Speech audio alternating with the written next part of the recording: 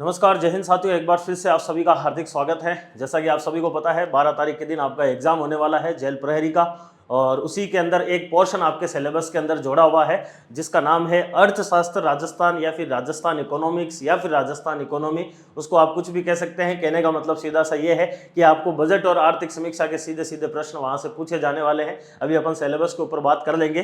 Jail प्रेरित भर्ती 2025 भर्ती 2024 की है, लेकिन उसको अपन 2025 के हिसाब से 12 अप्रैल के दिन आपका एग्जाम है। कब है? 12 अप्रैल को आपका एग्जाम होने वाला है। उसमें राजस्थान जो अर्थव्यवस्था या फिर राजस्थान इकोनॉमी वाला जो पोर्शन है उसको अपन मैराथन क्लास के माध्यम से जो है वो देखने वाले हैं। मैराथन क्लास के माध्यम से जो है वो देखने वाले हैं, जिसमें अपन नवीनतम बजट और नवीनतम जो आर्थिक समीक्षा, जो बजट 2025-26 और आर्थिक समीक्षा जो 2024-25 की है, उसका अपन अपडेट देखेंगे, जो बिल्कुल अपडेट रहने वाला है। और मैराथन क्लास के माध्यम से अपन सारा का सारा ऐसा मटेरियल देखेंगे जो आपके एग्जाम में जो है वो डायरेक्टली पूछा जाए। तो सिलेबस जो आपका रहेगा वो कुछ इस प्रकार का आपके सिलेबस लिखा हुआ है। वैसे तो आपने देख लिया होगा, अब तो 4-5 दिन बचे हुए हैं, तो उस हिसाब से आपको तैयार करना है कि लास्ट टाइम में आपको एक डोज जो है वो मिल जाए। अर्थशास्त्र राजस्थान के नाम से लिख रखा है इकोनॉमिक्स राजस्थान। इसमें कुछ ऐसे टॉपिक दिए गए हैं जो टॉपिक डायरेक्ट जो है वो इकोनॉमिक सर्वे में से ही पूछे जाते हैं। जैसे कि सबसे पहले लिखा हुआ है ग्रामीण विकास। तो ग्रामीण विकास का एक चैप्टर आता है, सीधा शहरी विकास और ग्रामीण विकास के नाम से चैप्टर लिखा हुआ है इकोनॉमिक सर्वे में। उसके अंदर से सीधा प्रश्न आपके आने वाला है। राज्य के विकास में उद्योग का जो आपके लिखा हुआ है वो डायरेक्ट उद्योग का एक चैप्टर आता है, वहां से पूछा जाएगा। कृषि पशुपालन जो है ये पूरा का पूरा चैप्टर आपका कृषि और उससे संबंधित क्षेत्रों से है। खनिज क्षेत्र की भूमिका, ये भी अगेन उद्योग वाले में से ही पूछा जाता है। राज्य की अर्थव्यवस्था, जिसमें राज्य की अर्थव्यवस्था की विशेषता और समस्याएं, जिसमें आपको जीएसडीपी वगैरह जो है ये पढ़नी है। जीएसडीपी है या फिर एनएसडीपी है या फिर पर कैपिटा इनकम है या फिर जीएसवीए है, यहां से प्रश्न आपको इसमें पूछा जाने वाला है। राज्य की आय, राजस्थान की इनकम के अंदर वही है आय और व्यय वगैरह, वो बताना है आपको। बजट की अवधारणा जो है ये आपको पूछी जाएगी राजस्थान के बजट से संबंधित। और राज्य की अर्थव्यवस्था के समक्ष चुनौतियां, जिसके अंदर राजकोषीय घाटा, फिस्कल डेफिसिट है या फिर रेवेन्यू डेफिसिट है, ये यहां से आपको पूरा का पूरा पोर्शन पूछा जाने वाला। तो कहने का मतलब यही है कि यह आपको नवीनतम जो आपके बजट और आर्थिक समीक्षा है वहां से ये प्रश्न आपके बनने वाले हैं। तो आप सभी को बजट को और आर्थिक समीक्षा को तैयार करना है और उसी से ही बिल्कुल अपडेट अपन इस क्लास के अंदर अध्ययन करने वाले हैं। अगर आप में से कोई भी बच्चा आने वाले समय में पटवारी, ग्राम सेवक वगैरह और अन्य first grade, second grade, third grade teacher की तैयारी कर रहे हैं, तो उन सभी के लिए एक मोस्ट इंपॉर्टेंट चीज है राजस्थान आर्थिक समीक्षा और बजट आपके राजस्थान का। ये आपके एग्जाम में डायरेक्टली पूछा जाने वाला है और उसी को ही अपन जो है वो पढ़ रहे हैं। किसके माध्यम से? ऑनलाइन वीडियो कोर्स के माध्यम से पढ़ रहे हैं, जिसके अंदर आपको एक टेस्ट सीरीज जो है वो बिल्कुल फ्री मिलने वाली है। इस बार विशेष चीज ये है कि अपन ने भारत को भी सम्मिलित कर लिया है, तो भारत और राजस्थान दोनों के बजट और आर्थिक समीक्षा की अपन इसमें चर्चा करते हैं। 199 प्राइस के ऊपर डिस्काउंट मिल जाएगा आपको 25% का। आप VSR01 जो है वो कूपन कोड डाल लीजिए, तो इसमें आपके ये डिस्काउंट मिल जाएगा। आने वाली जो भी भर्तियां हैं लगभग अप्रैल 2026 तक, उन सब में इसमें से प्रश्न आपके आने वाले हैं। तो यहां से आपको प्रिंटेबल नोट्स भी मिल जाएंगे। आपको पीपीटी तो मिल ही रही है, पीपीटी पैनल वाली मिल ही रही है, इसके अलावा प्रिंट करने के लिए आपको जो है वो नोट्स भी मिल जाएंगे। तो प्रिंटेबल नोट्स मिलेंगे, पीपीटी आपको मिल रही है और क्लासें मिल रही है सिस्टमेटिक, और एक्स्ट्रा जो भी आपके टॉपिक वगैरह है वो अपन इसमें डिस्कशन करेंगे। तो ऑनलाइन वीडियो कोर्स आप जाकर परचेज कर सकते हैं। इस सिलेबस के आधार पर ही जो है वो अपन आगे अब अपनी स्टडी शुरू करते हैं। पहला नंबर का जो प्रश्न है आपके सामने वो आता है देखिए, सबसे पहला प्रश्न आपको क्या बोल रहा है कि आर्थिक समीक्षा 2024-25, क्योंकि अभी आपके जो प्रश्न आएंगे वो कहां से आएंगे?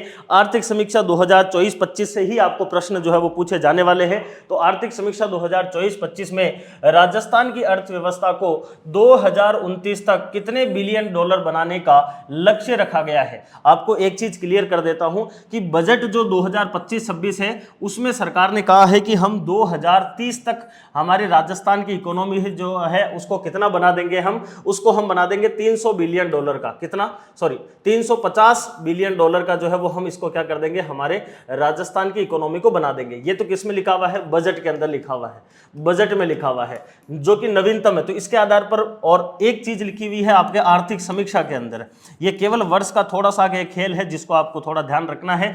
आर्थिक समीक्षा में लिखा हुआ है कि 2029 तक हम क्या कर लेंगे? राजस्थान की अर्थव्यवस्था को 350 बिलियन डॉलर की हम क्या कर देंगे? बना देंगे। तो आंसर तो इसका जैसे आर्थिक समीक्षा पे आधार पर यह प्रश्न बना हुआ है तो 2029 तक, और वैसे बजट के अंदर दिया हुआ है 2030, और अभी जो भी सरकार कर रही है उन सब में 2030 को ही रख रही है, तो आप इसको मानकर चलना है। ये प्रश्न जो है वो ईओआरओ में भी एज इट इज पूछा गया था। राइट आंसर क्या होगा कि सरकार ने इस आर्थिक समीक्षा में यह कहा है कि हम 2029 तक, बजट में कहा है 2030 तक, तो हम क्या कर लेंगे 2029-30 जो वित्त वर्ष है उसके अंदर जो है वो लगभग जो है वो $350 बिलियन की अर्थव्यवस्था बनाने का जो है वो इसके अंदर क्या रखा गया है, आपके लक्ष्य जो है वो रखा जाता है। ठीक है, तो यहां से जो है वो आपके क्या हो जाना चाहिए, क्लियर जो है वो हो जाना चाहिए। आगे चलते हैं, आगे देखिए, आगे आपको बोल रहा है कि स्थिर कीमतों के ऊपर राजस्थान की जो जीएसडीपी है, ग्रॉस स्टेट डोमेस्टिक प्रोडक्ट, उसका जो है वो भारत की जीडीपी का जो है वो कितने प्रतिशत है। भाई भारत की जीडीपी के अंदर राजस्थान की जीडीपी का कितना योगदान है, ये इसमें पूछना चाह रहा है। तो आप सभी को पता है, जैसे मान लीजिए कि भारत की अगर जीडीपी जो है वो अगर 100 रुपए है तो उसमें राजस्थान की जीडीपी कितनी है, और इसमें दूसरी चीज क्या पूछ रहा है, स्थिर कीमतों के ऊपर। तो आप सभी को पता है कि जीडीपी या फिर जीएसडीपी जो है, जीएसडीपी या फिर जो जीडीपी है वो दो कीमतों पर निकलती है। एक कीमत होती है जिसको अपन स्थिर बोलते हैं, और दूसरी कीमत जो होती है वो क्या होती है, आपके प्रचलित होती है। तो स्थिर कीमत के ऊपर अगर भारत की जीडीपी अगर 100 है तो उसमें राजस्थान की जीएसडीपी का योगदान स्थिर कीमतों पर कितना है, 4.90% का है। कितना है, 4.90 है। और अगर प्रचलित के ऊपर पूछ लिया जाए कि भाई भारत की जो है वो जीडीपी अगर 100 रुपए है तो उसमें राजस्थान की जीएसडीपी का प्रचलित कीमतों पर योगदान कितना है, तो 5.26% का है। कितना है, 5.26% का है। तो यहां पर क्या पूछा गया है, स्थिर कीमतों के आधार पर पूछा है, तो स्थिर पर कितना है, 4.90 है। यानी कि राइट आंसर क्या होगा इसका, ऑप्शन नंबर ए जो है वो इसका क्या हो जाएगा, एकदम सही आंसर यहां से निकल कर आ जाएगा। ठीक है, तो पहला प्रश्न अपना किससे संबंधित आ गया है, पहला जो प्रश्न है वो अपना संबंधित है किससे, आपके भारत की जो राजस्थान की जो अर्थव्यवस्था उसके टारगेट से। दूसरा आ जाता है आपके जीएसडीपी से संबंधित प्रश्न आ जाता है।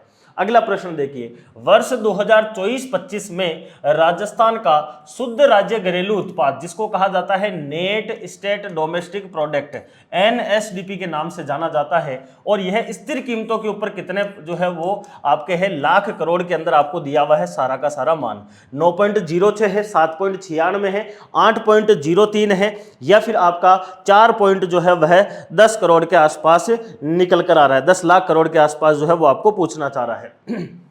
तो अपन ने पढ़ा था कि राजस्थान की जीएसडीपी की जब अपन बात करते हैं तो जीएसडीपी, राजस्थान की जीएसडीपी जो है वो हमने दो पढ़ी थी।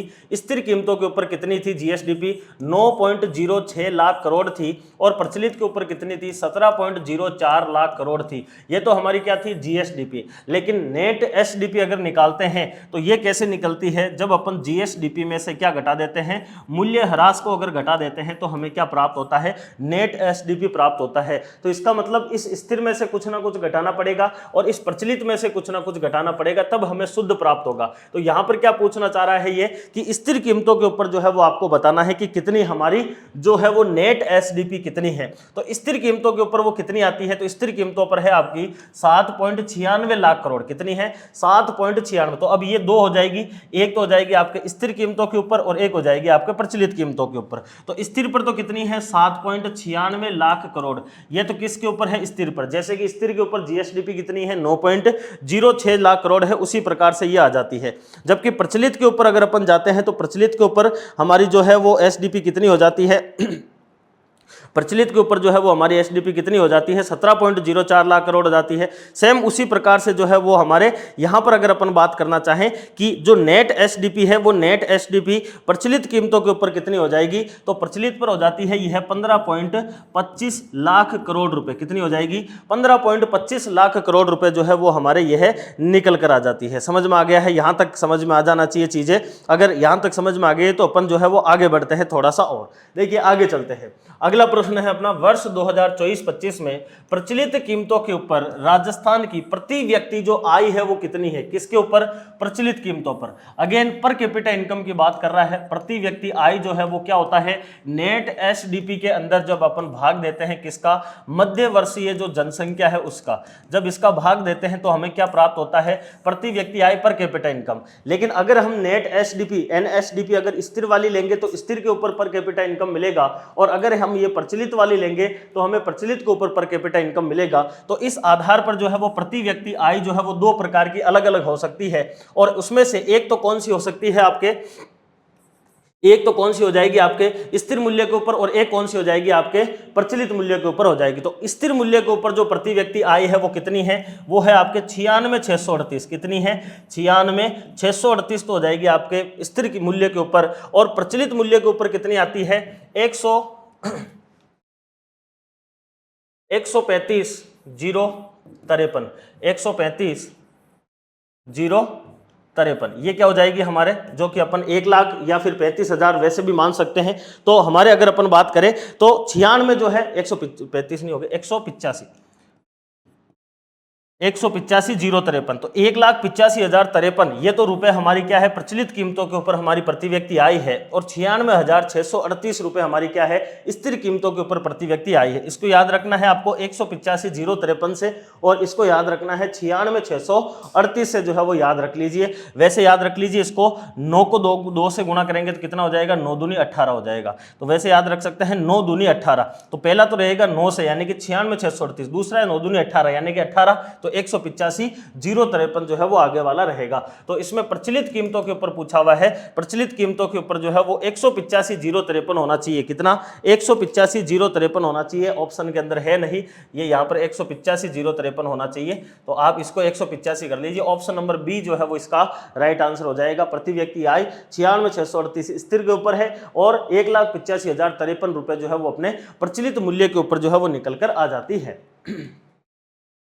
अगला प्रश्न देखिए, अगला प्रश्न अपने को पूछ रहा है कि वर्ष 2024-25 में किस जिले की प्रति व्यक्ति आय जो है वो सर्वाधिक रही है, प्रचलित कीमतों के आधार पर पूछना चाह रहा है। तो इस बार क्या हुआ है, इस बार एक तो डिस्ट्रिक्ट डोमेस्टिक प्रोडक्ट, जिला घरेलू उत्पाद डीडीपी भी बताया गया है, और एक डिस्ट्रिक्ट के आधार पर यानी कि प्रत्येक जिले के अंदर पर कैपिटा इनकम जो है वो कितना है ये भी बताया गया है। और दोनों प्रकार से बताया गया है, कैसे, स्थिर मूल्य के ऊपर भी बताया गया है, और किसके ऊपर बताया गया है, प्रचलित मूल्य जो है इसके ऊपर भी बताया गया है।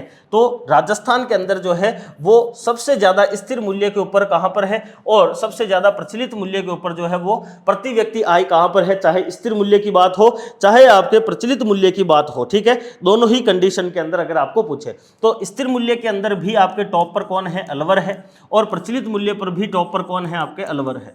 दोनों जगह पर ही कौन है, अलवर है। लेकिन यहां पर ए के बाद में कौन आ जाता है, आपके बी आ जाता है, यानी कि बी फॉर भीलवाड़ा। कौन आ जाता है, भीलवाड़ा जो है वो इसके अंदर आ जाता है। यानी कि स्थिर मूल्य के ऊपर जो है वो आपके स्थिर मूल्य के ऊपर जो है वो आपके स्थिर पर नहीं, प्रचलित मूल्य के ऊपर जो है वो आपके भीलवाड़ा आ जाता है। कौन आ जाता है, भीलवाड़ा जो है वो इसके अंदर आ जाता है। और इसी प्रकार से अगर अपन बात करें दूसरे नंबर पर जयपुर आता है प्रचलित स्थिर के ऊपर, जयपुर ए जे, और इसके अंदर आपको याद रखना है भीलवाड़ा। भीलवाड़ा तो ए और बी, यानी कि स्थिर मूल्य के ऊपर सबसे ज्यादा जो हमारी इनकम है वो किसकी है, वो है अलवर की, और प्रचलित मूल्य पर भी किसकी है, अलवर की है। लेकिन स्थिर मूल्य के ऊपर अलवर के बाद जयपुर है, प्रचलित के अंदर आपके भीलवाड़ा आता है। लेकिन अगर आपको पूछा जाए कि मैक्सिमम जो वृद्धि है, यानी कि पिछले साल से इस साल के अंदर जो हमारे सबसे ज्यादा वृद्धि है किसके अंदर, पर कैपिटा इनकम के अंदर, डिस्ट्रिक्ट के अकॉर्डिंग अगर पूछा जाए तो चाहे स्थिर की बात हो चाहे प्रचलित की बात हो, दोनों ही कंडीशन के अंदर अलवर ही सबसे ज्यादा वृद्धि रखता है। तो प्रति व्यक्ति आय सर्वाधिक जो है वो किसकी रही है, प्रचलित हो चाहे स्थिर हो, दोनों पर ही कौन है, अलवर जिला है। राइट आंसर क्या होगा आपका, अलवर जो है वो इसमें सही आंसर निकल कर आएगा।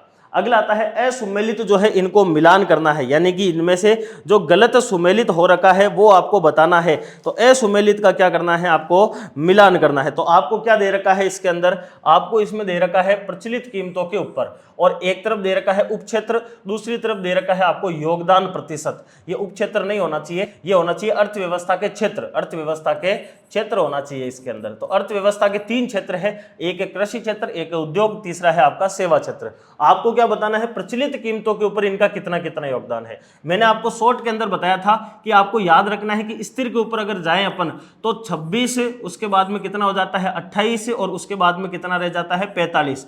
और अगर अपन प्रचलित के ऊपर चले जाते हैं तब 26, फिर 27 और फिर 45, यानी कि ये दोनों तो क्या रहते हैं, इक्वल रहते हैं। और इसमें 28 की जगह पर क्या हो जाता है 27। ये क्या चीज है, आपके GSVA है। क्या है, GSVA है, यानी कि ग्रोस स्टेट वैल्यू एडेड की की बात होती है, सकल राज्य मूल्य वर्धन की इसके अंतर्गत बात होती है। तो सकल राज्य जो मूल्य वर्धन है वो आपके दो प्रकार के हैं, एक प्रचलित मूल्य पर है और एक आपके किसके ऊपर आ जाते हैं, स्थिर मूल्य के ऊपर जो है वो निकल कर आ जाता है।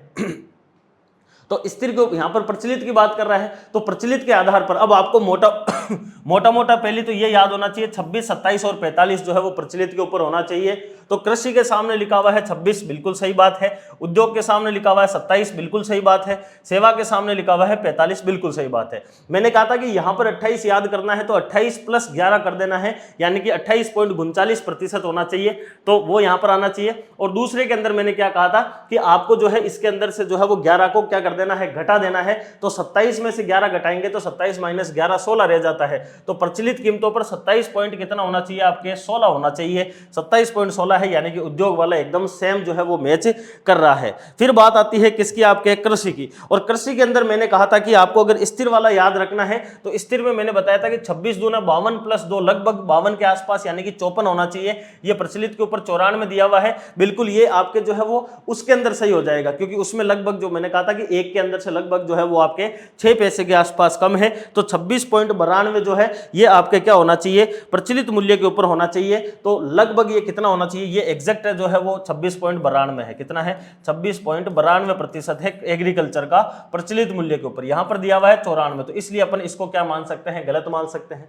फिर अगला दिया हुआ है सेवा क्षेत्र में 45.92। सेवा के अंदर दो अलग अलग है, चाहे स्थिर की बात हो चाहे प्रचलित की बात हो। स्थिर के अंदर जो है वो सेवा क्षेत्र का योगदान 45.07 है और आपके प्रचलित के अंदर 45.92 है। तो लेकिन यहां पर गड़बड़ क्या हो गई है कि यहां पर जो है वो 92 पॉइंट, यहां पर जो है वो 45.92 ही दिया हुआ है, तो इसमें कोई दिक्कत नहीं है। दिक्कत किसमें है, इसमें एक दिक्कत है, ये 26.92 है, काफी ज्यादा क्लोज है, लेकिन फिर भी इसमें जो असुमेलित है वो कृषि क्षेत्र हो जाएगा, यानी कि असुमेलित में ऑप्शन नंबर ए इसमें गलत हो जाएगा। तो ये आप एग्जैक्ट सारे के सारे ध्यान रख सकते हैं। अगर याद रखना चाहे तो मैं बता देता हूं।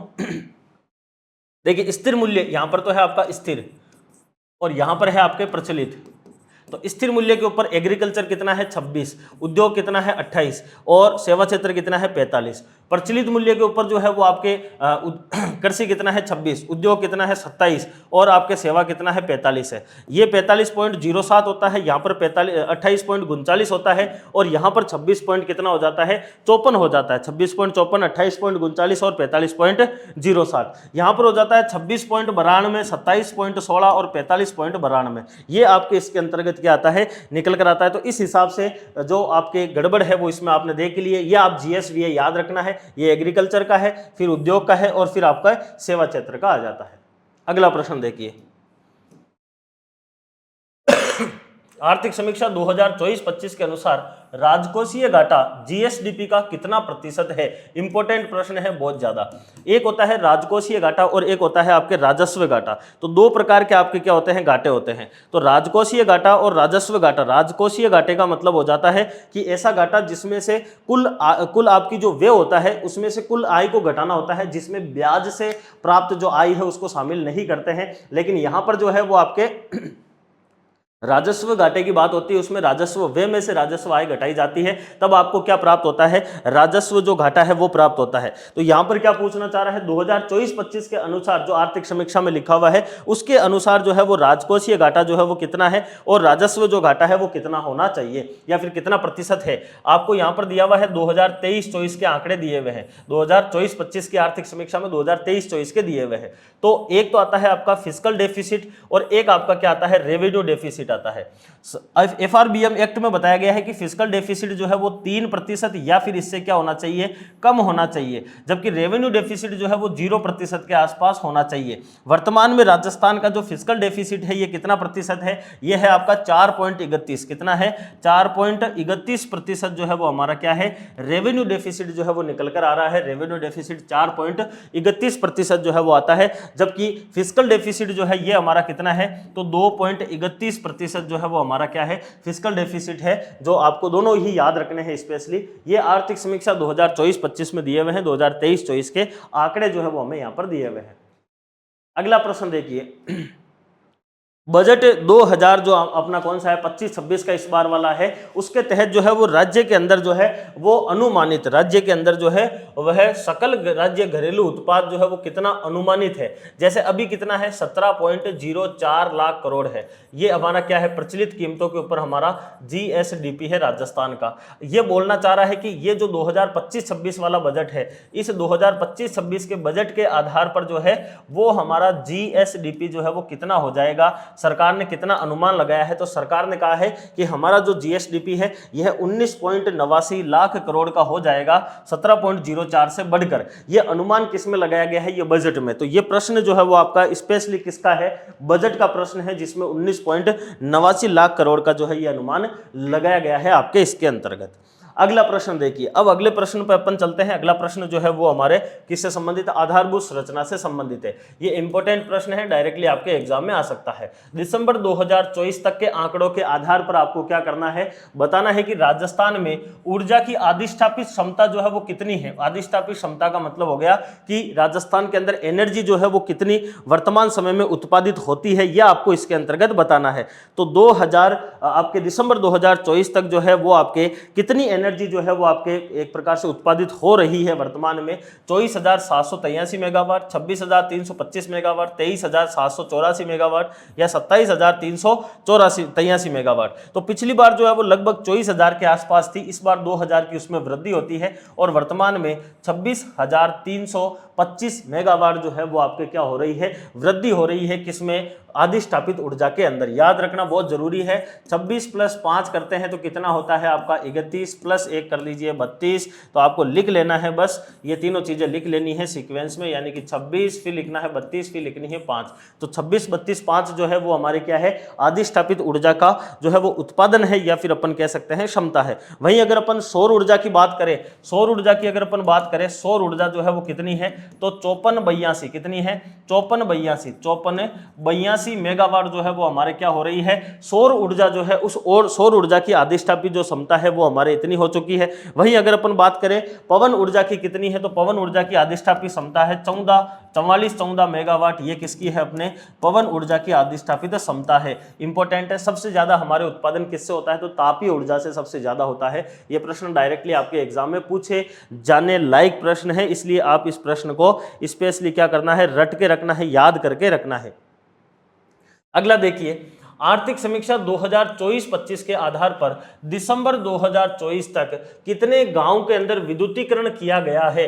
तो राजस्थान के अंदर जो है वो लगभग 43,000 के आसपास गांव है, 43-44,000 के आसपास। और उन गांवों को अगर अपन बात करें, प्रत्येक आर्थिक समीक्षा में बताता है कि हम कितने गांवों को जो है वो सड़कों से जोड़ दिए हैं और कितने गांव हैं उनको हम किससे जोड़ दिए हैं, लाइट से जोड़ दिए हैं। तो दिसंबर 2024 तक कितने गांवों के अंदर विद्युतीकरण हो गया है, यानी कि कितने गांवों को जो है वो आपके लाइट से जोड़ दिया है, 49,365 गांव, 43,965 गांव, 45,365 गांव या फिर 42,000 आपके 965 गांव। तो आपको क्या याद रखना है, 43,000, क्या याद रखना है, 43,965 गांव जो है इनको क्या कर दिया है, लाइट से जोड़ दिया है। 43, 96, 5, तो 2 याद रखने हैं आपको, 26, 32, 5 ये तो हमारे ऊर्जा का उत्पादन है, जबकि 43, 96, 5 हमारे क्या है, गांवों को विद्युतीकरण से जोड़ दिया है, यानी कि लाइट के साथ में गांवों को जोड़ दिया है। ये हमारे पास में एक आंकड़ा निकल कर आता है। मोस्ट इंपोर्टेंट प्रश्न है जो आपके एग्जाम में डायरेक्टली क्या किया जा सकता है, पूछा जा सकता है।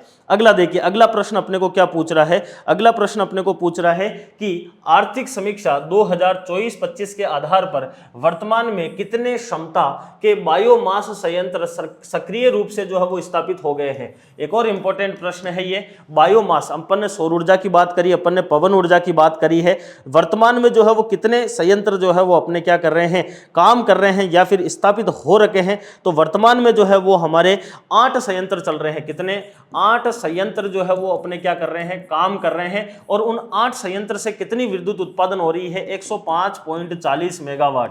कितनी हो रही है, 105.40 मेगावाट। और 8 संयंत्र जो है ये तो क्या है अपने एक्टिव है। यहाँ पर प्रश्न किस चीज का पूछ रहा है, सक्रिय का पूछ रहा है कि भाई सक्रिय रूप से जो है वो कितने काम कर रहे हैं। तो उस कंडीशन में आंसर होगा 8 संयंत्र सक्रिय है और 105.40 मेगावाट जो है वो आपके उत्पादन कर रहे हैं। लेकिन राजस्थान के अंदर अगर आपको दूसरा प्रश्न पूछ लिया जाए कि टोटल कितने संयंत्र है, तो टोटल हमारे 14 संयंत्र है। कितने हैं, 14 संयंत्र है टोटल। और उनसे उत्पादन कितना है, तो उनसे उत्पादन 128.45 मेगावाट। ये तो हमारे क्या है, उत्पादन की क्षमता है। बायोमास में 14 संयंत्र है, 100 मेगावाट तक हम उत्पादन कर सकते हैं। लेकिन एक्टिव कितने हैं, 8 संयंत्र है, 105.40 मेगावाट उत्पादन कर रहे हैं। तो राइट आंसर क्या होना चाहिए, 105.40 मेगावाट जो है वो इसका सही आंसर होना चाहिए। बायोमास जो होता है ये बेसिकली वनस्पति के जो अपशिष्ट होते हैं उनका उपयोग किया जाता है। राजस्थान के अंदर आरएस, अभी जो आपके आरएस मेंस 2023 हुआ उसमें प्रश्न आया था बायोमास से।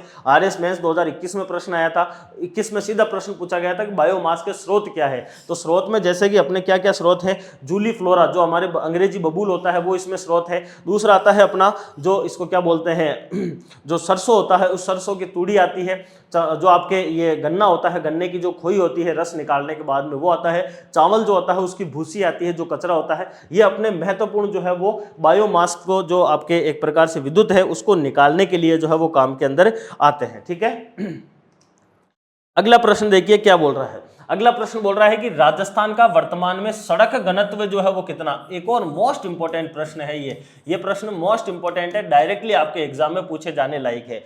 सड़क का घनत्व जो है वो राजस्थान के अंदर कितना है। तो राजस्थान के अंदर 92.66 वर्ग किलोमीटर, 83.66 वर्ग किलोमीटर, 95.66 वर्ग किलोमीटर या फिर 82.97 वर्ग किलोमीटर।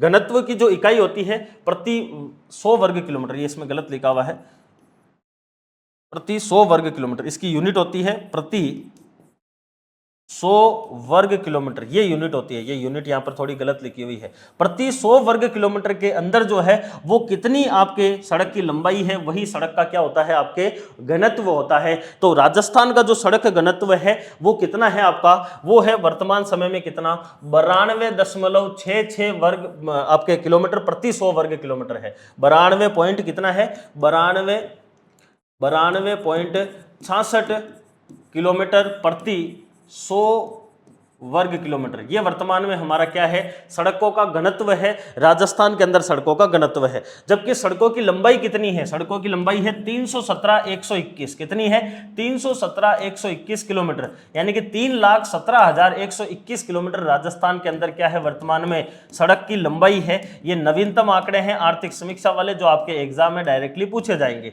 तो 3,17,121 किलोमीटर सड़क की लंबाई है, 317 और 121 याद रखना है, और यहां पर 92.66 याद रखना है सड़कों का अगर घनत्व आपको प्रश्न में पूछ लिया जाए। प्रति 100 वर्ग किलोमीटर जो है वो इसकी यूनिट जो है वो निकल कर आती है। अगला प्रश्न देखिए, अगला प्रश्न अपने को क्या बोल रहा है। अगला प्रश्न अपने को कह रहा है कि राजस्थान जो है उस राजस्थान को भारत की एक्सप्रेस वे राजधानी, एक्सप्रेस वे राजधानी, अगर राजस्थान को हम भारत की एक्सप्रेस वे राजधानी बनाना चाहते हैं तो उसको बनाने के लिए जो टास्क फोर्स है उसका गठन कब किया गया था। यानी कि राजस्थान के अंदर जो है वो एक्सप्रेस वे जो है वो राजधानी के रूप में स्थापित करने के लिए राजस्थान सरकार के द्वारा जो है वो क्या किया गया था, एक अलग से जो है वो क्या बनाया गया था, टास्क फोर्स बनाई गई थी। उस टास्क फोर्स का मेनली जो है वो काम क्या था, उसका काम यही था कि राजस्थान के अंदर जो है वो क्या करना है, हमें जो है वो राजस्थान को एक्सप्रेस वे राजधानी जो है वो हमें बनानी है। ये इसके अंतर्गत कहा गया था। तो आपके जो है वो इसके हिसाब से अगर अपन बात करना चाहें तो राजस्थान को जो है वो एक्सप्रेस वे राजधानी बनाने के लिए जो है वह राजस्थान के लिए जो है वो एक टास्क फोर्स बनाया जाता है। और टास्क फोर्स का जो गठन है वो कब करते हैं, 5 मार्च 2024, 5 फरवरी 2024, 17 फरवरी 2024 या फिर 1 मार्च 2024। राइट आंसर क्या होगा इसका, तो इसका राइट आंसर जो है वो आपका राइट आंसर क्या होना चाहिए, 5 फरवरी 2024। 5 फरवरी 2024 के दिन एक टास्क फोर्स बनाया जाता है जो कि एक्सप्रेस वे राजधानी राजस्थान को स्थापित करने के उद्देश्य से जो है वो यह काम किया जाता है। ठीक है, अगला क्वेश्चन देखिए। अगला क्वेश्चन है अपने शहरी क्षेत्र के अंदर लिंगानुपात जो है उसमें वर्ष 2001 की तुलना में वर्ष 2011 जो है उसमें 1000 पुरुषों के ऊपर कितनी महिलाओं के अंदर वृद्धि जो है वो दर्ज की गई। यहाँ पर लिखा हुआ है लिंगानुपात। लिंगानुपात का मतलब होता है कि प्रति 1000 जो आपके मेल है उनके ऊपर कितनी फीमेल है, उन फीमेल की जो संख्या है वही क्या कहलाता है, सेक्स रेशो या फिर आपके लिंगानुपात कहलाता है। तो लिंगानुपात वर्तमान में राजस्थान का ऑल ओवर 2011 की जनगणना के अनुसार कितना है, तो 928 जो है वो हमारा क्या है, लिंगानुपात है ऑल ओवर। जबकि बच्चों का कितना है, 888 हमारा लिंगानुपात है। लेकिन हमारे आर्थिक समीक्षा में एक चैप्टर दिया जाता है ग्रामीण और शहरी विकास के नाम से, वहां पर आपको शहरी क्षेत्र की जनगणना के बारे में बहुत डिटेल में दिया हुआ रहता है और वहां से एक प्रश्न जो है वो आपके एग्जाम में पूछा जाता है। तो 2001 से 2011 की बात करें तो 2001 के अंदर शहरी क्षेत्र का 890 जो है वो लिंगानुपात था, जबकि 2011 में कितना हो गया, 914 हो गया। तो 890 से 914 के अंदर वृद्धि जो है वो कितनी हो गई, लगभग जो है वो 24 के आसपास वृद्धि है। ये 2001 के अंदर था और ये 2011 के अंदर है। तो वृद्धि कितनी होगी, लगभग 24 के आसपास इसमें क्या देखने को मिल रही है, वृद्धि है। तो ये आपका राइट आंसर इसका 24 हो जाएगा। अगला देखिए, अगला प्रश्न अपने को क्या बोल रहा है वर्ष 2011 की जनगणना के अनुसार न्यूनतम जो आपके शहरी लिंगानुपात वाले शीर्ष 2 जिले हैं वो आपको बताना है। लिंगानुपात का मतलब है जिस व्यक्ति को अपना नाम लिखना और आपके पढ़ना आता है उस व्यक्ति को जो है वो आपके क्या बोलते हैं इसको, अच्छा शीर्ष लिंगानुपात की बात कर रहा है, साक्षरता दर की नहीं है, सॉरी, लिंगानुपात की बात कर रहा है। अगेन वही आपको क्या पूछना चाह रहा है, जनगणना के अनुसार न्यूनतम शहरी लिंगानुपात वाले शीर्ष 2 जिले। देखिए 2 हो सकते हैं, एक तो हो सकता है आपके कि टॉप लिंगानुपात कहाँ का है, और या फिर इसको मैक्सिमम लिख लीजिए कि मैक्सिमम जो लिंगानुपात है शहरी क्षेत्र का, शहरी की बात कर रहे हैं, शहरी लिंगानुपात जो है वो मैक्सिमम और मिनिमम, ये आपको प्रश्न पूछा जा सकता है। यहाँ पर अपन ने बात करी है कि पिछले साल से जो है वो इस बार में कितनी जो है वो वृद्धि हुई है, जबकि यहाँ पर बात होगी कि मैक्सिमम कहाँ पर है और मिनिमम जो है वो कहाँ का है। तो मैक्सिमम जो है वो शहरी लिंगानुपात किसका है, आपके टोंक का है, अपन पढ़ते ही हैं। और दूसरे नंबर पर कौन आता है आपके, तो दूसरे नंबर पर आता है बांसवाड़ा। बांसवाड़ा का जो है वो दूसरे नंबर पर सबसे ज्यादा है। वहीं अगर अपन बात करें कि सबसे कम जो है वो किसका है, तो सबसे कम है आपका जैसलमेर का। सबसे कम किसका है, जैसलमेर का शहरी लिंगानुपात है। उसके बाद में कौन आता है, आपके धौलपुर आता है। तो यहां पर आपको क्या पूछ रहा है कि शीर्ष 2 जिले बताने हैं जो कि न्यूनतम शहरी लिंगानुपात के अंदर आते हो। तो न्यूनतम में जो है वो शीर्ष पर जैसलमेर और आपके धौलपुर हो जाएगा, यानी कि भरतपुर अलवर नहीं होगा, गंगानगर धौलपुर नहीं है, ये रहा जैसलमेर और आपके धौलपुर, यानी कि ऑप्शन नंबर जो सी है वो इसका राइट आंसर हो जाएगा। राजस्थान के अंदर सर्वाधिक और आपको न्यूनतम शहरी साक्षरता दर जो है उसकी बात कर रहा है। वैसे हमारी ऑल ओवर साक्षरता दर कितनी है, 66.1% हमारे राजस्थान की 2011 के अनुसार साक्षरता दर है।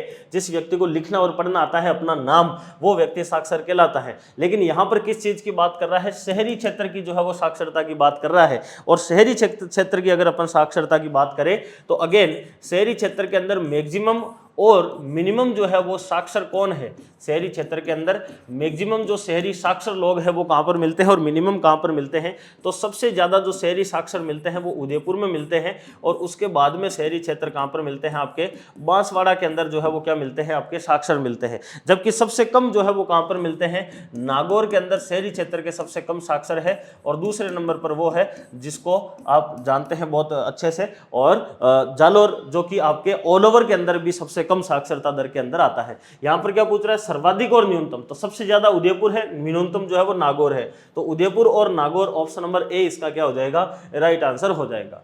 अगला है पंच गौरव जो योजना है, इस पंच गौरव योजना के एक जिले के उत्पाद का जो है वह चयन किया जाएगा जिनमें कौन सा जो है वो शामिल नहीं है। देखिए पंच गौरव में जो ये पंच है ये शब्द बता रहा है 5। सरकार इस पंच गौरव योजना की शुरुआत करती है जब उनको 1 साल हो जाता है सत्ता में आए हुए। तब उन्होंने कहा कि हम हर डिस्ट्रिक्ट के अंदर 5 ऐसी चीजें सेलेक्ट करेंगे और उनके अंदर उस डिस्ट्रिक्ट को सबसे आगे निकालेंगे। और वह 5 डिस्ट्रिक्ट जो है वो प्रत्येक डिस्ट्रिक्ट के लिए रखी गई थी और उसमें 5 चीजें रखी गई थी, एक एक करके। और उन 5 चीजों की अगर अपन बात करें तो उसमें जैसे कि वानस्पतिक जो प्रजाति है ये आपके उसके अंदर शामिल था, यानी कि एक तो कौन था, आपके वानस्पतिक जो प्रजाति है वो इसके अंदर आता है। दूसरा एक पर्यटन स्थल जो है वो इसमें रखा जाएगा, सेकंड एक पर्यटन स्थल जो है वो रखा जाएगा। थर्ड किसी एक खेल को जो है वो क्या किया जाएगा, वहां पर बढ़ावा दिया जाएगा। ये प्रत्येक जिले के लिए, यानी कि हर जिले में एक वनस्पति प्रजाति को बढ़ावा देंगे, हर जिले में एक पर्यटन स्थल को बढ़ावा देंगे, हर जिले में एक खेल को जो है वो बढ़ावा देने वाले हैं। फिर कहा गया कि हर जिले के अंदर हम एक उपज जो है उसको बढ़ावा देंगे। उपज का मतलब हो गया कि कोई भी, जैसे कि बाजरा है, मक्का है, इस प्रकार से हम एक उपज जो है वो रखेंगे। और 5वें नंबर पर रखा गया कि हम किसी एक उत्पाद जो है उसको हम क्या करेंगे, वहां पर बढ़ावा देंगे। यानी कि ऑप्शन में जो है वो खनिज जो है ये नहीं होगा, खनिज इसमें गलत हो जाएगा। तो कौन सा शामिल नहीं है, तो खनिज शामिल नहीं है। बाकी 3 आपके सामने लिखे हुए हैं, 2 आपके उपज और उत्पाद के नाम से जो है वो आप इसमें क्या कर सकते हैं, याद रख सकते हैं। ठीक है, ये हो जाता है यहां तक आपका क्लियर। अगला देखिए, अगला है कि वर्ष 2024-25 में खाद्यान्न उत्पादन दर्ज किया गया है। मोस्ट इंपोर्टेंट प्रश्न है ये भी, एग्जाम के दृष्टिकोण से मोस्ट इंपोर्टेंट है। आपके एग्रीकल्चर वाला टॉपिक लिखा हुआ भी है सिलेबस में। 241 लाख मैट्रिक टन, ये 2023-24 के अंदर था। 2023-24 के अंदर 241 लाख मैट्रिक टन था। 267.67 लाख मैट्रिक टन ये बिल्कुल 2024-25 में था। 259 नहीं है, 248 नहीं है। राइट आंसर क्या होगा, 267.67 लाख मैट्रिक टन जो है वो इस बार उत्पादन है। और आपके 2023-24 में कितना था, 241। तो 241 से 267 हुआ है, इसका मतलब लगभग जो है वो इसमें 10.67% की क्या हुई है, वृद्धि हुई है। तो आपको दोनों चीजें याद रखनी है, दोनों में ही क्या है, पीछे 67 है, यहां पर भी क्या है 67। तो 267.67 lakh metric ton all over उत्पादन है। और पिछले साल से इस बार में वृद्धि भी 10.67% की जो है वो निकल कर आती है। तो इस हिसाब से राइट आंसर क्या हो जाएगा, ऑप्शन नंबर बी जो है वो एकदम सही आंसर हो जाएगा। अगला प्रश्न देखिए, निम्न में से किस फसल के उत्पादन में राजस्थान का जो है वो प्रथम स्थान नहीं है। ये मोस्ट इंपोर्टेंट प्रश्न है भाई साहब, मोस्ट इंपोर्टेंट प्रश्न है ये हर एग्जाम के लिए, और इसको आप बहुत अच्छे से याद करो। इसके लिए मैं आपको तीनों के तीनों लिखवा देता हूं कि राजस्थान जो है वो कौन कौन सी ऐसी फसलें हैं जिनमें प्रथम स्थान पर है। किसकी बात हो रही है, भारत के अंदर, ये भारत के अंदर बात हो रही है। ठीक है ना, ठीक है ना, ये यहां पर हेडिंग डाल लीजिए भले, भारत में,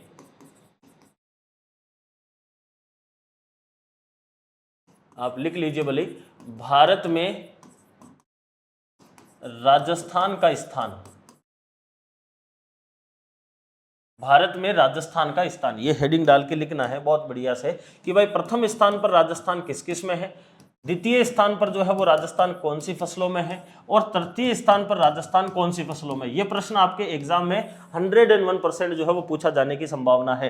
देखिए सबसे पहले नंबर पर, यानी कि राजस्थान जो है वो ऐसे, अगर आप मोटा मोटा देखना चाहो तो आप ऐसे याद रख सकते हो कि राजस्थान 5 फसलों के अंदर प्रथम नंबर पर है, 1 फसल में द्वितीय नंबर पर है, और 4 फसल के अंदर तृतीय नंबर पर है। तो 5 और फिर 1 और 4 कितने हो जाएंगे, 5। तो प्रथम पर तो है 5, फर्स्ट पर है राजस्थान 5, और फिर सेकंड के ऊपर है 1 में, और फिर थर्ड के ऊपर जो है वो आप 4 फसलों के अंदर आ जाता है। तो राजस्थान जो पहली 5 फसलें हैं उनमें कौन कौन सी है, जैसे कि राई और सरसों, राई और सरसों, राई और सरसों के अंदर राजस्थान जो है वो भारत में पहले नंबर पर है। दूसरा आपको लिखना है बाजरा, बाजरा उत्पादन में भी राजस्थान भारत के अंदर पहले नंबर पर है। तीसरा लिखना है आपको कुल तिलहन, तिलहन, वैसे तिलहन जो है उसके अंदर ही आपके शामिल होता है सरसों, लेकिन आपके तिलहन के ही एक पार्ट सरसों में भी प्रथम नंबर पर है, और ऑल ओवर तिलहन के अंदर भी राजस्थान जो है वो प्रथम नंबर पर है। चौथे नंबर पर आता है पोषक अनाज, चौथे नंबर पर क्या आता है, पोषक अनाज, अनाज जिसको आप मोटा अनाज श्री अन्न भी कहते हैं। और 5वें नंबर पर राजस्थान किस में आता है, गवार के अंदर, किस में आता है, गवार में। तो राजस्थान प्रथम 5 में है, राई, सरसों, बाजरा, तिलहन, पोषक अनाज और गवार। सेकंड नंबर पर राजस्थान जो है वो केवल किस में है, मूंगफली के अंदर, किस में है, मूंगफली जो है इसके अंदर राजस्थान भारत के अंदर दूसरे नंबर पर आता है। पहले नंबर पर गुजरात आता है, दूसरे नंबर पर राजस्थान आता है। तीसरे नंबर पर राजस्थान 4 फसलों में है, जिसके अंदर आता है, एक आपके आती है जवार, जवार, दूसरा आता है आपके चना, चना, तीसरा आता है आपके दलहन, तीसरा कौन सा आता है, दलहन जो है वो आपके तीसरा आता है। जवार, चना, उसके अलावा दलहन, और इसके अलावा आपके आता है सोयाबीन, एक आता है सोयाबीन। ये 4 फसलें हैं जिनके अंदर राजस्थान तीसरे नंबर पर आता है। ये मोस्ट इंपॉर्टेंट है, इसको आप स्पेशली याद रख के जाना है, ये प्रश्न आपके एग्जाम में डायरेक्टली पूछा जाएगा। तो राजस्थान पहले पर किस में नहीं है, देखिए राई और सरसों में है, गवार में है, कुल दलहन के अंदर राजस्थान तीसरे नंबर पर है, 3rd पोजीशन पर है, और कुल तिलहन में भी है। तो राइट आंसर क्या हो जाएगा, कुल दलहन, क्योंकि कुल दलहन के अंदर राजस्थान तीसरे नंबर पर आता है भारत के अंदर।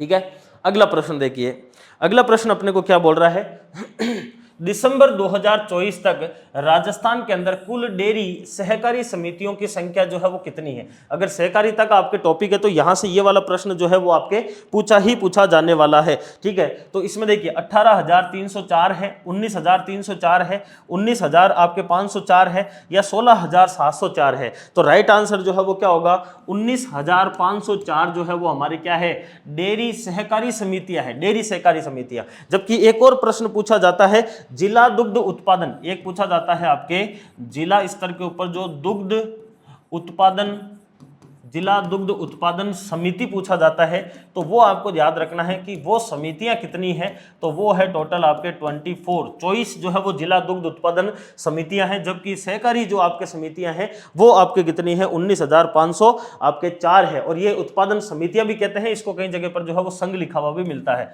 उत्पादन जो संघ है वो कितने हैं, तो वो 24 है, चॉइस ही डिस्ट्रिक्ट के ऊपर यह आपके आता है। अगला देखिए, अगला प्रश्न आपको क्या बोल रहा है कि मेडिकल जो आपकी सेवा है, उस मेडिकल सेवा जो आपके 108 यानी 108 जो आप इमरजेंसी के अंदर डायल करते हैं, उसी की तर्ज के ऊपर पशुओं के लिए जो है वो कौन सी आपके मोबाइल वेटनरी जो सेवा है उसकी शुरुआत की गई है। यानी कि अगर कोई पशु बीमार है तो ऐसी कंडीशन में अगर आप फोन करो तो मोबाइल वेटनरी जो है वो सेवा के रूप में आ जाए। तो 108 की तर्ज के ऊपर ही राजस्थान के अंदर जो है 1062, 106, 1962 या फिर 1068, तो 1962 जो है ये आपके मोबाइल वेटनरी सेवा है। अगर आप मोबाइल में 1962 डायल करेंगे तो पशुओं के लिए जो है वो क्या आ जाएगी, एम्बुलेंस आ जाती है। और वर्तमान में मोबाइल वेटनरी सेवा जो है इसकी शुरुआत जो है वो कब की गई, तो 24/2/24 को की गई। 24/2/24 यानी कि 24 फरवरी 2024 के दिन इसकी शुरुआत होती है। और वर्तमान में राजस्थान में कुल 536 जो है वो क्या चल रही है, आपके मोबाइल वेटनरी जो आपके चल रही है, यानी कि टोटल 536 एम्बुलेंस वर्तमान में चल रही है पशुओं के लिए। अगला आता है बजट 2025-26 के तहत centre of excellence for money beekeeping, यानी कि जो आपके बी यानी कि जो आपके मधुमक्खी है उसको पालन करने के लिए कहां पर सेंटर ऑफ एक्सीलेंस जो है वो खोला जाएगा, किसके लिए, आपके एक प्रकार से जो बी है यानी कि जिसको अपन कहते हैं मधुमक्खी। वैसे राजस्थान में मधुमक्खी पालन के लिए जो है वो आपके कौन सा जिला जाना जाता है, अलवर, टोंक, भरतपुर, सवाई माधोपुर। भरतपुर जाना जाता है किसके लिए, आपके मधुमक्खी पालन के लिए। तो यहीं पर ही आपके जो है वो centre of excellence for beekeeping खोला जाएगा, जिसके अंदर सरकार के द्वारा 15 करोड़ रुपए जो है इसका निवेश किया जाएगा, खर्च किया जाएगा। यह आप इसमें अतिरिक्त जो फैक्ट है वो याद रख सकते हैं, जो कि आपके डायरेक्टली एग्जाम में पूछा जाने वाला है। ठीक है। अगला देखिए, भारत के कुल कच्चे तेल के उत्पादन में राजस्थान का जो योगदान है वह कितना प्रतिशत है। ये इंपॉर्टेंट प्रश्न है, खनिज वाले टॉपिक में आपको पूछा जा सकता है। भारत के अंदर सबसे ज्यादा जो है वो आपके महाराष्ट्र के द्वारा कच्चे तेल का उत्पादन किया जाता है। और दूसरे नंबर पर कौन आता है, अपना राजस्थान जो है वो दूसरे नंबर पर आता है भारत के अंदर। ठीक है ना। और ये भारत का जो है वो कुल कच्चे तेल का कितना उत्पादन करता है, तो कुल का करता है ये 14.95, कितना, 14.95% जो है वो तेल का उत्पादन करता है, जो कि लगभग कितना है, 4.39 मिलियन मेट्रिक टन के आसपास MMT, यानी कि 439 मिलियन मेट्रिक टन, या फिर आपके 14.95% जो है वह आपके क्या करता है, उत्पादन करता है। अगला प्रश्न देखिए, बाड़मेर सांचौर बेसिन, आपके जो कच्चे तेल हैं, इस कच्चे तेल के टोटल राजस्थान में कुल 4 बेसिन हैं। कुल कितने हैं, 4 बेसिन है। 4 बेसिन में एक है बीकानेर नागौर बेसिन, एक है जो आपके जैसलमेर या फिर राजस्थान सेल्फ बेसिन, एक आता है बाड़मेर सांचौर बेसिन, और चौथा आता है विंध्यन बेसिन। आपको पूछ रहा है बाड़मेर सांचौर बेसिन जो कि पेट्रोलियम उत्पादक क्षेत्र है, इसमें कौन सा जिला शामिल नहीं है। तो बाड़मेर सांचौर में 2 ही जिले आते हैं वर्तमान में। एक तो कौन सा है आपका बाड़मेर जिला आता है, और दूसरा कौन सा आता है, आपके जालोर जिला आता है। सांचौर का जालोर, बीच में सांचौर को अलग से डिस्ट्रिक्ट बनाया गया। तो बाड़मेर इसमें शामिल है, जालोर इसमें शामिल है, बीकानेर जो है वो इसमें शामिल नहीं है। और बीकानेर किस में आता है, बीकानेर नागौर बेसिन में आता है। ठीक है, तो इसका राइट आंसर हो जाएगा ऑप्शन नंबर बी। अगला देखिए, राजस्थान MSME नीति 2024 जो है वो प्रभावी रहेगी, कब तक रहेगी। ये प्रश्न RS प्री के अंदर भी पूछा गया है। आजकल एक नए टाइप का ये प्रश्न आया है, जिसके अंदर ये पूछा जा रहा है कि कोई भी जो नीति है वो कब तक जो है वो प्रभावी रहेगी, यानी कि उसकी जो है वो लास्ट डेट जो है वो कौन सी रहेगी। तो एमएसएमई जो नीति है राजस्थान की 2024 की, इस एमएसएमई नीति की अगर अपन बात करें तो ये 5 साल के लिए लाई गई थी बेसिकली, और 2024 से आपको +5 कर देना है, 2029 जो है वो इसका टाइम पीरियड आ जाएगा। 1 अप्रैल 2024 को ये लागू होती है, तो 31 मार्च, क्योंकि वित्त वर्ष के हिसाब से ये चलता है, तो अगला डेट कौन सी आएगी, 31 मार्च 2029 आ जाएगी, यानी कि 31 मार्च 2029 तक यह जो है क्या रहेगी, आपके लागू रहेगी या फिर आपके प्रभावी जो है वो रहने वाली है। ये इसके अंदर आपके आ जाएगा 1 मार्च 2029। अगला आता है आपके कि बजट 2025-26 के संबंध में आपको असुमेलित बताना है।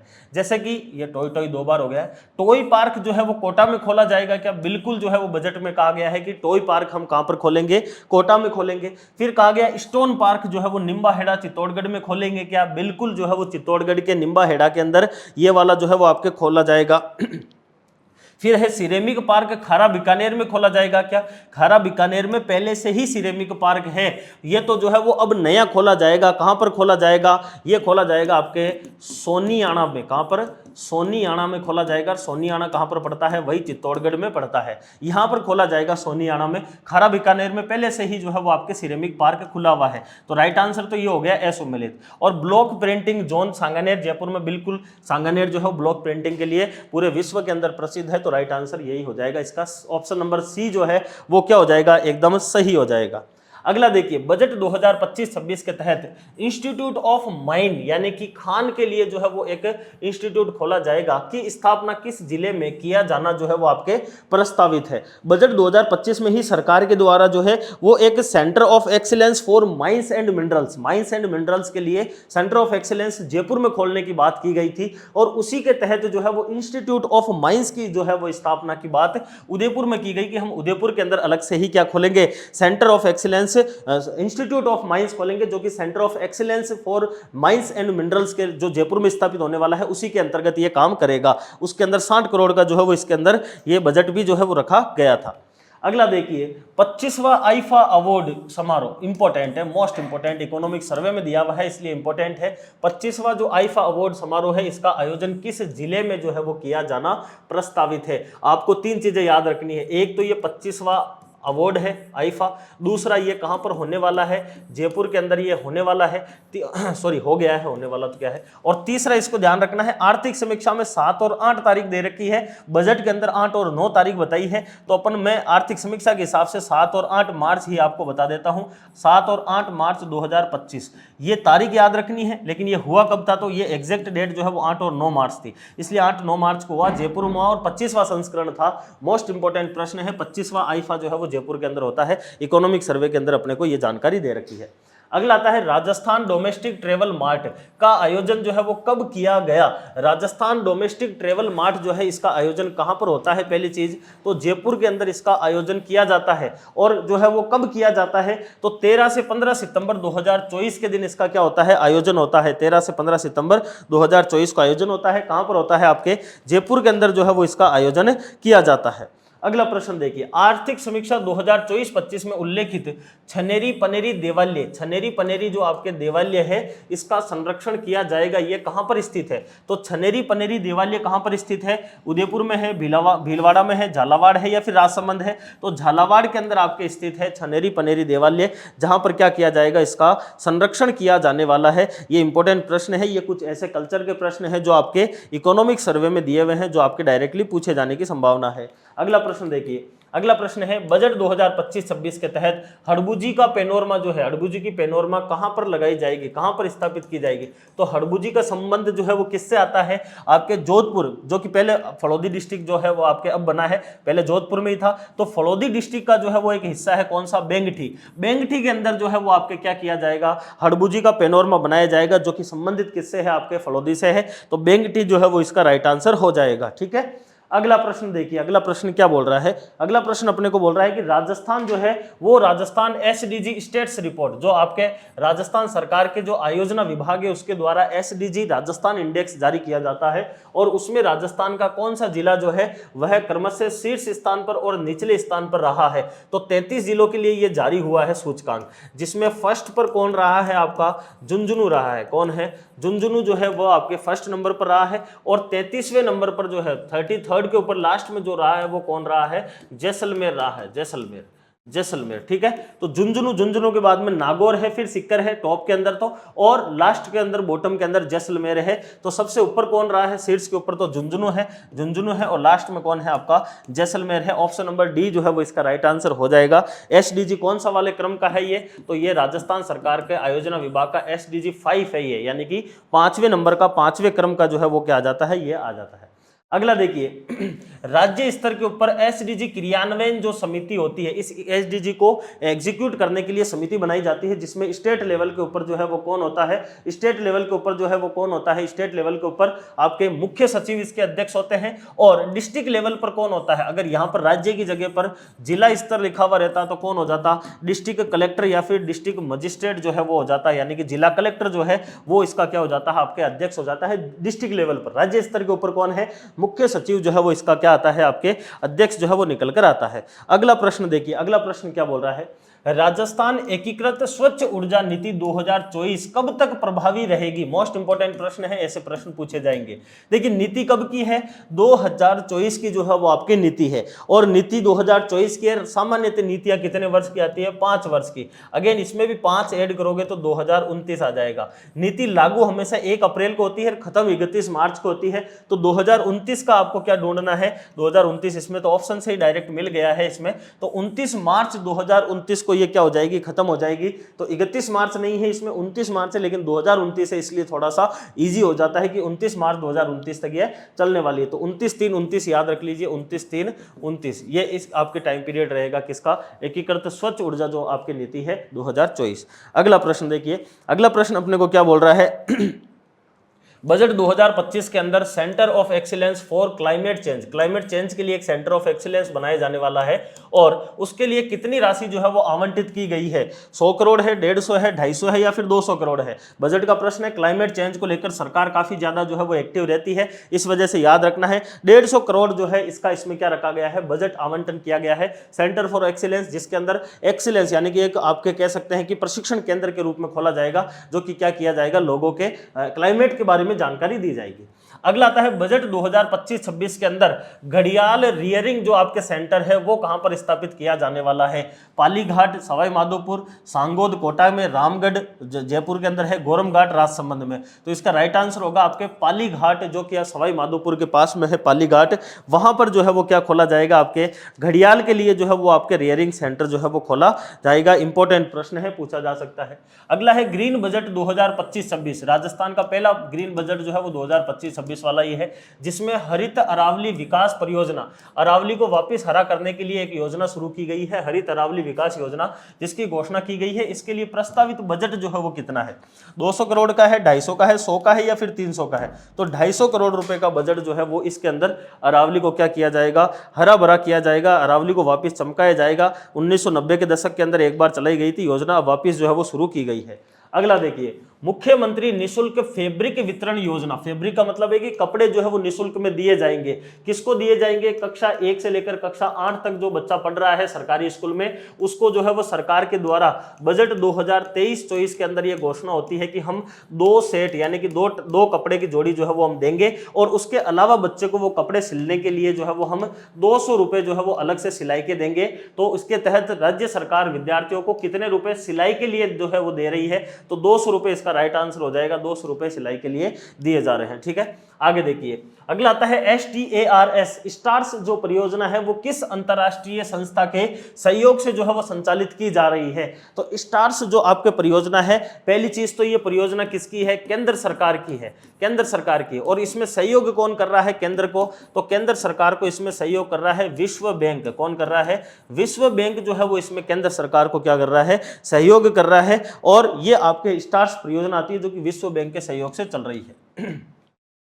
अगला देखिए, दीक्षा पोर्टल जो है उसके अंदर दीक्षा का संपूर्ण नाम जो है वो क्या है, DIKSHA। इस दीक्षा का फुल फॉर्म क्या है, तो D4 होता है डिजिटल, D4 होता है डिजिटल, I4 होता है इंफ्रास्ट्रक्चर, इनोवेशन नहीं है, इंफ्रास्ट्रक्चर। अब आंसर तो यही रह गया, फिर भी आप देख लीजिए, इंफ्रास्ट्रक्चर यानी कि डिजिटल, DI दोनों उसमें चला गया है, डिजिटल D का हो गया डिजिटल, इसको एक एक शब्द देख लीजिए, D4 हो जाएगा डिजिटल, I4 हो जाएगा आपके इंफ्रास्ट्रक्चर, 4F इसके अंदर ये फ्री है, फिर आ जाता है के का मतलब है नॉलेज, और एस एच ए ये पूरा का पूरा एक ही बना रहा है शेयरिंग, इसके अंदर एस एच ए ये पूरा का पूरा आ गया है, ठीक है ना। इसमें आ गया के, इसमें आ गया है आई, और इसमें आ गया है डी, तो ये डी आई के एस एच ए ऐसे बन रहा है Diksha. Digital infrastructure for knowledge sharing, यानी कि स्कूलों के अंदर नॉलेज को बढ़ाने के लिए जो है वो क्या किया जाएगा, कंप्यूटर वगैरह लगाए जाएंगे, उसके लिए डिजिटल जो इंफ्रास्ट्रक्चर है उसको बढ़ावा दिया जाएगा। ये दीक्षा पोर्टल है जो आपके एग्जाम के अंदर पूछा जा सकता है। अगेन इंपॉर्टेंट प्रश्न आ जाता है योजनाओं से। फिर आता है आपके अंतर्राष्ट्रीय जो योग दिवस है 2024, उसकी थीम क्या थी। अब इकोनॉमिक सर्वे में दिया हुआ है इसलिए पूछा जा सकता है। कब मनाया जाता है, 21 जून को मनाया जाता है आपके अंतर्राष्ट्रीय योग दिवस। 2024 की थीम क्या थी, योग से ही दूर होंगे ये रोग, बेहतर स्वास्थ्य के लिए योग, स्वयं और समाज के लिए योग, योग और जीवन शैली बनाइए। तो इसका राइट आंसर है स्वयं और समाज के लिए योग। इस थीम के साथ में 2024 का जो अंतर्राष्ट्रीय योग दिवस है वो राजस्थान के अंदर मनाया गया था। अगला आता है निशुल्क दवा और जांच के लिए, निशुल्क फ्री में जो आप दवाइयां वगैरह लेते हैं और जांच करवाते हैं, उसके लिए कितनी राशि के साथ में सरकार के द्वारा मां कोष का जो है वो आपके गठन किया गया है। ये मां का मतलब मुख्यमंत्री आयुष्मान आरोग्य, एक स्कीम भी चलाई गई है मुख्यमंत्री आयुष्मान आरोग्य स्कीम, वो भी इसी से ही संबंधित है। तो सरकार के द्वारा जो है वो कितने करोड़ रुपए का क्या बनाया गया है, ये आयुष्मान आरोग्य जो कोष है या फिर मां जो कोष है, ये कितने करोड़ का बनाया गया है। तो 2000 करोड़ है या फिर 4000 करोड़ है, 3500 करोड़ है या 5000। तो बजट में यह घोषणा की गई है कि हम 3500 करोड़ रुपए का क्या बना देंगे, ये मां कोष जो है इसका गठन करवाएंगे। अगला है लाडो प्रोत्साहन योजना जो है, इसके तहत बालिका के जन्म के ऊपर कितने रुपए के सेविंग बॉन्ड प्रदान किए जाएंगे, मार्च 2025 का आंकड़ा बताना है। तो पहले तो सरकार के द्वारा जो है वो 1 लाख रुपए का इस लाडो प्रोत्साहन योजना के तहत सेविंग बॉन्ड बनाए जाते थे, और वो बॉन्ड जो है वो आपके जो है वो जब बच्ची आपके 18 साल की हो जाती है या फिर 21 साल की हो जाती है तो उस समय वो दिए जाते थे। लेकिन इस 1 लाख को जो है वो अंतर्राष्ट्रीय महिला दिवस जो कि 8 मार्च 2025 के दिन आता है, इस दिन सरकार के द्वारा क्या कर दिया, इस राशि को बढ़ाकर और कितना कर दिया, 1.5 लाख, यानी कि अब लाडो प्रोत्साहन योजना के तहत 1.5 लाख रुपए का सेविंग बॉन्ड जमा करवाए जा रहे हैं। तो इसका राइट आंसर क्या होगा, 1.5 लाख रुपए जो है वो सही होगा। ये आपके लाडो प्रोत्साहन योजना के अंतर्गत आ जाता है। ठीक है, आगे चलते हैं। अगला प्रश्न है कि मिशन जो वात्सल्य है, मिशन वात्सल्य योजना जो है, इसमें केंद्र व राज्य का वित्त अनुपात जो है वो कितना है, 50-50 है, 60-40 है, 100% केंद्र का है या फिर 70-30 जो है वो केंद्र राज्य का है। तो ये जो बच्चे होते हैं उन बच्चों के लिए जो है वो देखभाल का एक कार्यक्रम मिशन वात्सल्य, वात्सल्य का मतलब जो छोटे बच्चे हैं उनके लिए जो है वो घर वगैरह या फिर संस्थागत या फिर गैर संस्थागत जो है वो उनका देखरेख कार्यक्रम के तहत इसको शुरू किया गया है, जिसमें जो आपके बेघर बच्चे हैं, अनाथ बच्चे हैं, उनके लिए ये कार्यक्रम या योजना जो है वो शुरू की गई है, जिसमें सेंटर और स्टेट मैक्सिमम के अंदर यही है 60-40 जो है, यानी कि सेंटर का जो है वो कितना है 60% पैसा है और स्टेट का कितना है 40% इसमें आता है। यह आपके मिशन वात्सल्य योजना आती है जो कि आपके बेघर बच्चों के लिए कह सकते हैं या फिर बच्चों के लिए विभिन्न संस्थागत और गैर संस्थागत देखभाल कार्यक्रम जो है उसके अंतर्गत यह आपका आता है। अगला प्रश्न आता है आपके मुख्यमंत्री अमृत आहार योजना, जो आपके पहले एक योजना चलाई गई थी अन्नपूर्णा दूध योजना, जो कि आपके चलाई थी किन्होंने, वसुंधरा जी ने। फिर आपके गहलोत जी आए और गहलोत जी ने उसका नाम बदलकर बाल गोपाल योजना कर दिया, और फिर वापस आपके भजनलाल जी आए तो उन्होंने इसका नाम फिर बदल दिया और मुख्यमंत्री अमृत आहार योजना के नाम से इसको कर दिया। वर्तमान में इसको जो है वो सॉरी ये वो दूसरी वाली है, वो योजना थी आपके पहले तो थी मुख्यमंत्री अन्नपूर्णा दूध योजना, फिर थी आपके बाल गोपाल योजना, फिर उसको अभी जो है वो किया गया है पन्नाधाय बाल गोपाल योजना। ठीक है ना, तो वो अलग है, वो किसके लिए है, वो 1 से लेकर 8वीं क्लास तक पढ़ने वाले सरकारी स्कूल के बच्चों के लिए है। और ये मुख्यमंत्री अमृत आहार योजना जो है ये किन के लिए है, ये उन बच्चों के लिए है जो कि 3 से लेकर 6 वर्ष के हैं और कहां पर जा रहे हैं, आंगनवाड़ी के अंदर जा रहे हैं, आंगनवाड़ी के अंदर जा रहे हैं। उन बच्चों के लिए जो है वो आपके कौन सी स्कीम है, मुख्यमंत्री अमृत आहार योजना है। तो 3 से 6 वर्ष के बच्चे जो कि आपके कहां पर जा रहे हैं, आंगनवाड़ी के अंदर जा रहे हैं, उन बच्चों को लिए जो है वो सरकार के द्वारा अब सप्ताह में 7 दिन होते हैं तो 5 दिन जो है वो क्या किया जाएगा, इस योजना के तहत दूध पिलाया जाएगा बच्चों को। ठीक है, वही है आपके वापिस जो पाउडर वाला मिल्क होता है वही पिलाया जाएगा। फिर आता है मुख्यमंत्री सुपोषण न्यूट्री, जो आपके किट होता है, न्यूट्री किट का मतलब जिसमें न्यूट्रिशन से जुड़ी हुई चीजें दी जाएगी और सुपोषण यानी कि उनको अच्छा पोषण मिले। तो ये योजना किससे संबंधित है? बालिकाएं जो शारीरिक रूप से कमजोर है उनके लिए न्यूट्री किट है, या फिर आपके क्वाशियोकोर से रोग से पीड़ित जो बालिकाएं हैं उनके लिए है, या फिर गर्भवती महिलाओं को पोषण प्रदान करने के लिए है, या फिर नवजात शिशुओं को कुपोषण से बचाने के लिए। तो न्यूट्री किट जो है ये किससे संबंधित है? जो गर्भवती महिलाएं हैं उनको पोषण प्रदान करने से संबंधित है आपके न्यूट्री किट जो है योजना आपके इसमें आती है। फिर अगला प्रश्न आता है आपके राज AIMS यानी कि राज एम्स का जो है वो फुल फॉर्म क्या है? ये आपके जो है वो किससे संबंधित है?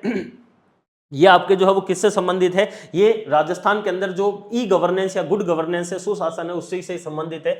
तो राज एम्स का जो है वो संपूर्ण नाम जो है वो क्या आएगा, ये आपको क्या करना है इसके अंतर्गत बताना है। ठीक है,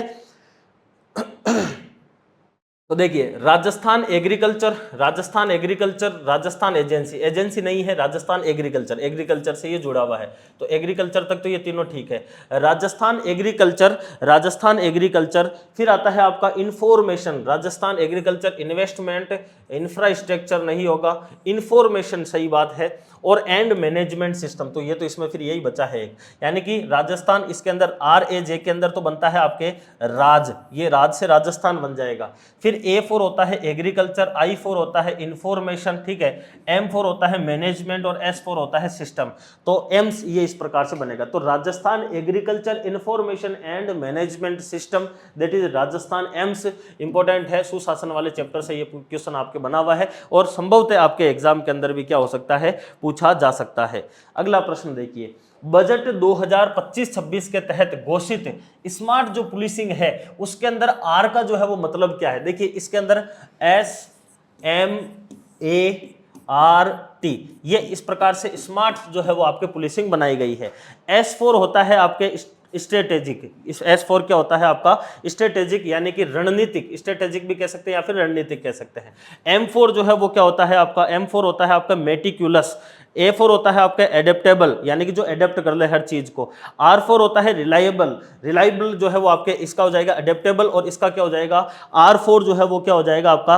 रिलायबल हो जाएगा, रिलायबल यानी कि R4 हो जाएगा रिलायबल। और फिर लास्ट में कौन सा बचता है आपका? T4 हो जाता है आपका ट्रांसपोर्ट। तो T4 हो जाएगा ट्रांसपोर्ट। तो स्मार्ट के अंदर जो है वो आपके 5 वर्ड्स के अंदर ये मिलकर बनता है, जिसके अंदर S4 हो जाता है स्ट्रेटेजिक, M4 हो जाता है आपका मेटिक्यूलस, A4 हो जाता है आपका एडेप्टेबल, और R4 हो जाता है आपका रिलायबल, और T4 हो जाएगा आपका ट्रांसपोर्ट। तो R4 रिलायबल हो जाएगा जो स्मार्ट पुलिसिंग में दिया हुआ है। इसको आप और अच्छे से पढ़ सकते हैं, अपनी किताब के अंदर भी दिया हुआ है बहुत डिटेल में।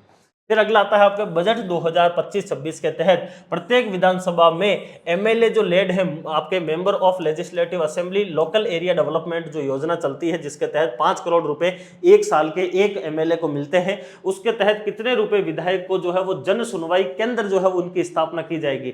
तो प्रत्येक MLA के लिए एक जन सुनवाई केंद्र बनाया जाएगा, और उस केंद्र के लिए जो है वो 10 लाख रुपए जो है वो दिए जाएंगे प्रत्येक MLA को, जिससे कि वो उस केंद्र का निर्माण कर ले। तो राइट आंसर क्या होगा आपके? 10 लाख हो जाएगा। तो 10 लाख इंटू 200 कर दीजिए, तो 2000 लाख हो जाएंगे, यानी कि लगभग 2 करोड़ रुपए इधर जाने वाले हैं।